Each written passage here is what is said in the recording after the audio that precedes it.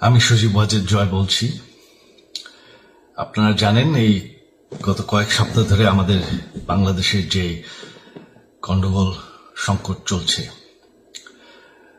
এই যে ছাত্রদের কোটা বিরোধী আন্দোলন, কোটার বিরুদ্ধে আমরাও ছিলাম।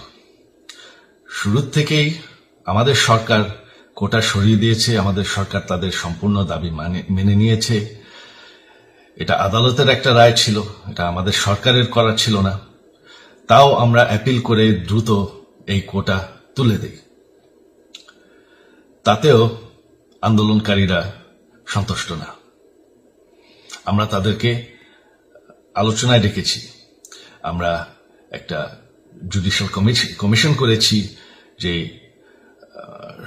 সংঘর্ষে যে হত্যাকাণ্ড হয়েছে সেটার বিচারের জন্য। অনেক পুলিশ অফিসার যারা অতিরিক্ত ফোর্স ইউজ করেছে তাদেরকে আমরা সাসপেন্ড করেছি। তাতেও এই আন্দোলনকারীরা সন্তুষ্ট নয়। আমরা যতই ছাড় দেন, প্রধানমন্ত্রী নিজেই তাদেরকে ডেকেছেন যে আসেন আমরা আলোচনায় বসি, তাতেও তারা সন্তুষ্ট না।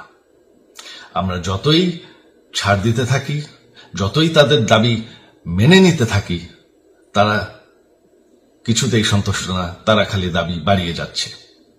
এখন দাবি হচ্ছে যে সরকারের পতন। তবে সরকারের পতন হওয়ার পর কি হবে, কি হবে এটা কেউ ভেবেছে? আমরা বাংলাদেশে গণতন্ত্র রক্ষা করে রাখতে চাই।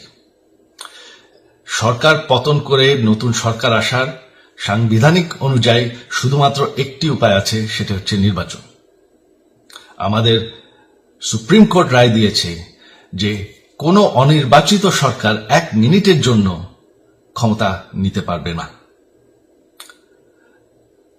তো তাদের এই নির্বাচনের দাবিও যদি আমরা মেনে নেই, তো তারা তো এই পর্যন্ত কোনো দাবি, আমরা যত দাবিতেই রাজি হয়েছি তারা তাদের দাবি বেরিয়ে যাচ্ছে। তার মানে কি, আমরা যদি এখন এই নির্বাচন সরকার পতনের দাবিও মেনে নেই, তারা তখন দাবি করবে যে না, এই সরকারের আন্ডারে নির্বাচন, এই নির্বাচন আমরা মানব না। তখন কি হবে এটা কেউ ভেবেছে?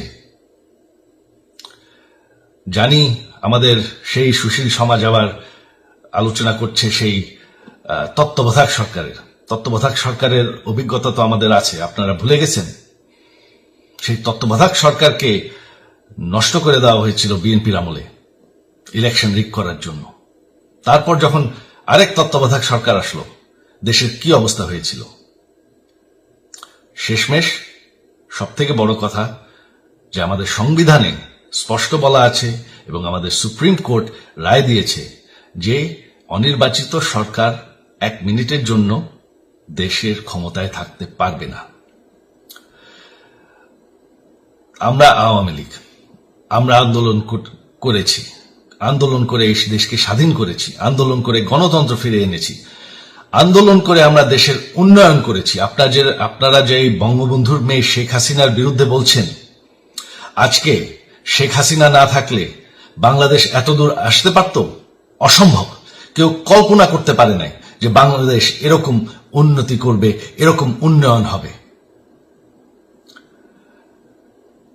ঠিক আছে, শেখ হাসিনার পর আপনাদের কি হবে সেটা আমারও চিন্তার বিষয় না, আমার পরিবারের আর চিন্তার বিষয় না, আপনারা বুঝবেন। তবে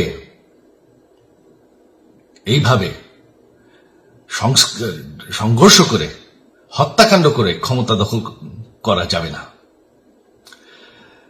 এটা আর আন্দোলন না। যখন পুলিশ হত্যা করা হচ্ছে, নিরীহ মানুষের উপর হত্যাকাণ্ড চলছে, মানুষের বাসায় আগুন দেওয়া হচ্ছে, জার্নালিস্টদেরকে হত্যা করা হচ্ছে, এটা হয়ে গেছে সন্ত্রাস। আর সন্ত্রাস মোকাবেলা শুধুমাত্র একটি ভাবে করা যায়। আমার অনুরোধ, আমাদের ল এনফোর্সমেন্ট, আমরা অনেক ধৈর্য দিয়েছি আর ধরেছি, তবে এখন আর এটা সহ্য করা যাবে না। ল এনফোর্সমেন্ট এজেন্সি, বিজিবি এবং কি আমাদের মিলিটারির প্রতি আমার আহ্বান যে আপনাদের দায়িত্ব হচ্ছে আমাদের দেশের মানুষকে নিরাপদ রাখা। এবং আমাদের দেশকে নিরাপদ রাখা, আমাদের দেশের সংবিধানকে নিরাপদ রাখা, সংবিধানকে রক্ষা করা। তার মানে 1 মিনিটের জন্য কোনো অনির্বাচিত সরকার আমাদের ক্ষমতায় আসতে দিবেন না। এটা হচ্ছে আপনাদের দায়িত্ব, কারণ সেইটা হলে আমরা আবার পাকিস্তানের মতন হয়ে যাব। আমাদের যেই যে 15 বছরের উন্নয়ন সব শেষ হয়ে যাবে। বাংলাদেশ এর থেকে আর কোনোদিন ফিরে আসবে না। আমিও সেটা চাই না, আপনারাও সেটা চান না। আমি সজীব ওয়াজের জয় যতদিন আমার পক্ষে সম্ভব আমি সেটা হতে দেব না। জয় বাংলা, জয় বঙ্গবন্ধু।